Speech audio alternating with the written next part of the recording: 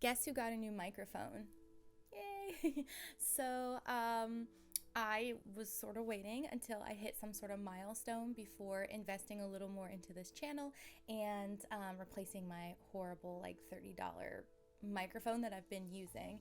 And we hit 500 subscribers recently, and I went ahead and gifted myself a brand new tiny little lavalier microphone. So hopefully this will help me get better sound quality. Best part is I'll be able to clip it to my clothes so that I can record my narration as I'm doing things rather than having to do a voiceover later, so that you get more real-time feedback of what I'm doing, and it just makes it a little easier for me in post. So hooray for the new microphone, and thank you for all who subscribed. That was super awesome to cross the 500 subscriber threshold. Literally, I never thought that so many people would be interested in the little things that I do here, and I really appreciate you being here for the journey.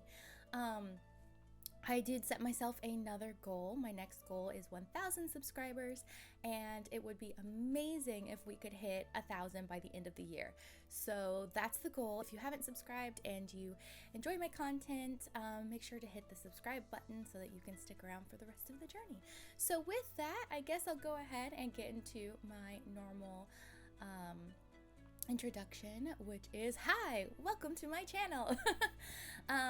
It has been a couple of weeks since I've posted an update. Has a lot been going on, kind of. As I mentioned last update, I did finish my 1860s corset, and now I am finishing up my Scarlett O'Hara curtain dress bodice, which I can't tell in the viewfinder how visible it is, but the base of this dress took me 2-3 days. It was moving so fast, but the Bertha, this part at the top that's all fancy, that took me about 5 days, if not longer. I could not figure out the instructions. Like, I would follow the instructions and it still would look bad. So it might be a me issue. It might be a lost in translations, or I don't know. But originally the top ruffly part was going to be in this I call it acid green taffeta, because half the skirt is going to be in this taffeta. But when I gathered it on my machine, it just did not look good, and it had these cute little poof sleeves that I adored, and I don't want those sleeves to be hidden. They're so cute. So I wound up doing a test strip in velvet and following the instructions, and I wound up liking the matching velvet a lot more, but I hated the instructions. Like, you're supposed to gather it in the top, gather it in the middle, and then pin it around. But for some reason, I don't know, it's so long, it just doesn't look nice. And I understand what they're trying to do. So there's this technique you can do with fabric where you gather it along the top, and then you run a straight stitch a couple inches down from that, and it captures all those gathers in. So you hold the gathers down and straight, and it captures all those. So you get this cool little ruffled texture. I did it on Jekyll and Hyde, so I'll post an example up somewhere around here. It looks really neat, and that is, from what I saw in the example photos, what I think they were trying to do. However, running a gathering stitch on top and then running a gathering stitch on bottom didn't do that. It didn't look like that at all. It looked huge and poofy and strange. So I was going to do it the way that I know how, and I wound up playing with it a little bit more, and instead I did the gathering stitch on top. I did gathering stitch down a few inches, how the instructions said, at an angle, by the way. And then I wound up tucking a lot of it underneath and putting in some tack stitches. And I think it turned out much, much nicer. It all looks, it's kind of like, I don't know, I really don't know if it shows on the camera, but kind of looks like the top of the live action Cinderella dress in velvet. So I wound up really liking that a lot more.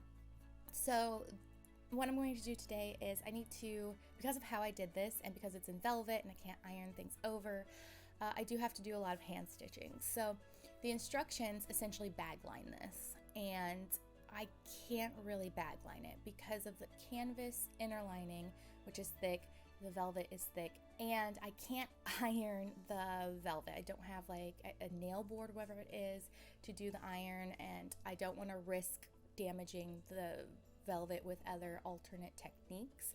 So what I'm doing is I am, at least on top, I folded the Bertha in and hand stitched it along the top. So now there's a cute little ruffle at the top, and then I took the lining and essentially folded in the raw edge, and now I'm hand stitching that along the top, and then along the sides, and then the bottom is where I'm a little stuck. There's a lot of fabric down there, particularly around where the boning channels are. So I could fold it in and do the same sort of like invisible stitching that I did on the back, but I don't think that's going to look very nice.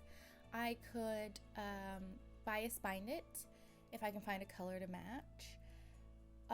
But then that will look a little different from everything else, which may not matter because I am going to make like a rope belt thing that wraps around it, and it may just distract from the bias binding from view. Or I may, I think that's about all I could do, right?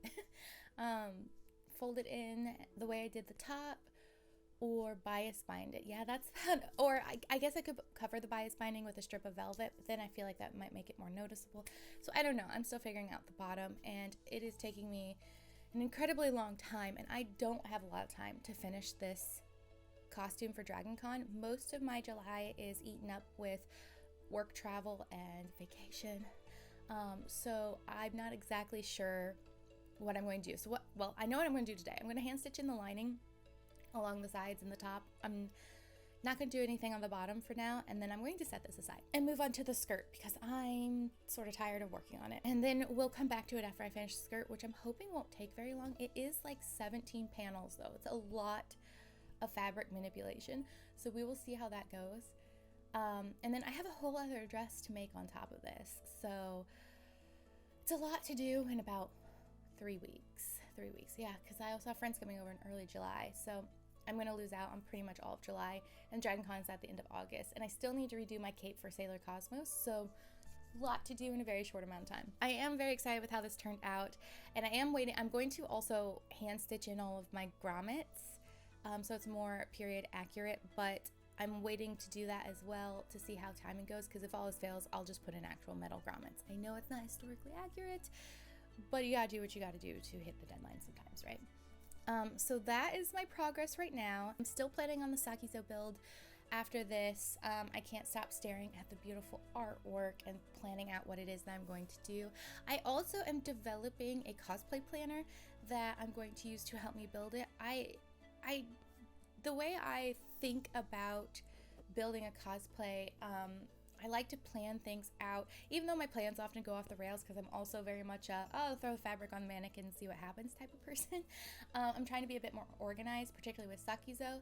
After seeing the cost of my Sailor Cosmos build, by the way, it's up here if you haven't seen that video, highly recommend, and being a little shocked at the waste I wasted a lot on experimenting in that, so I'm trying to be a bit smarter with how I do this much larger build, so it'll still be expensive, but hopefully I won't blow through so much materials and money this time. So I'm doing cosplay planner, and I'll walk through my thoughts with that later when I have it. I'm working on drawing out some graphics, so I'm not going to have that until probably August, but I'm kind of excited for this little thing to have.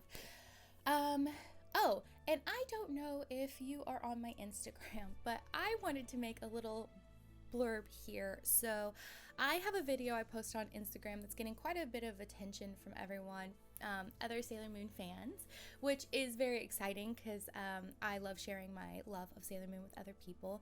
I found, thanks to Sailor Moon News Network, I think that's the website, that a company called The Fabulous release Sailor Moon inspired perfume, but it's only available in Hong Kong or maybe China, something like that. They're based in Hong Kong, and they've never before released their fragrances to the US. Well, this time they did release their fragrance. I'll pop up a video here so you can see me unboxing it. It is absolutely the most gorgeous bottle. I didn't care what it smelled like, I just wanted that bottle.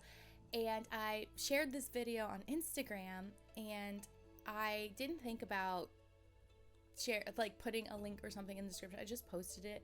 I wasn't thinking it was going to go anywhere. I was just like, I had budgeted $100 for fabric this week, but instead I decided to spend my budget on a bottle of perfume that I may or may not even like the smell of because I bought it online.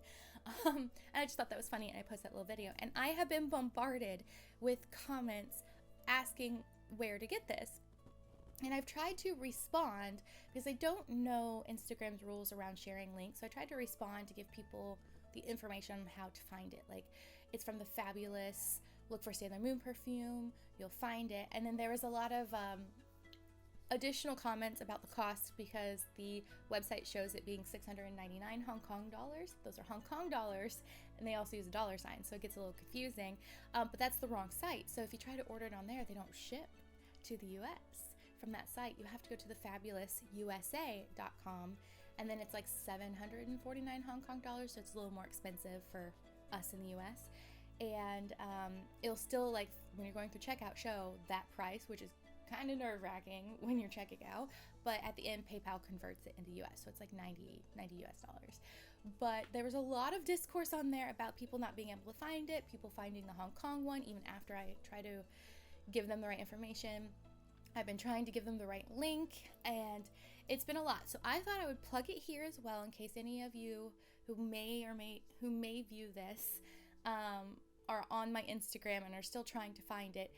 It is linked in the description below. It is linked in the description below. You can find it that way.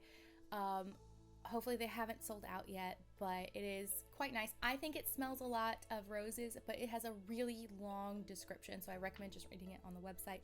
Many different many different flowers went into this, but on me, because you know scent is different on everyone, on me the rose really comes out, which is fine because I actually really enjoy rose. But yeah, so down in the link, if the website says it's like over 700 Hong Kong dollars, you are on the right website. And shipping only took for me about 6 days since I ordered it. The return address on the box was an Illinois address, so I think they have a distributor in Illinois that is shipping these out. So hopefully this answers any questions you have around that video that I posted. It is here on YouTube as well, the short, but it didn't do as well as it did on Instagram. But there you go. If you need the information, it's down in the description below. So that's all I have for you today. Hopefully my little mic worked out and it's not all fuzzy because it doesn't have a little cover on it yet. But yeah, that's all I have for you today. Again, if you like this video, hit the like button and hit the subscribe button if you want to follow me on my cosplay journey.